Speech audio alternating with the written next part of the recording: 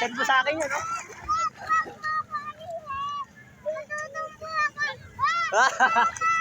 Tutumba.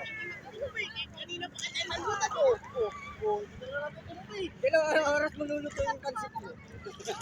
Mamaya. Pagbutin mo sila. Pagkatapos kumain. Mga merienda siguro. Mga merienda natin. Tayo ka na dyan, ha?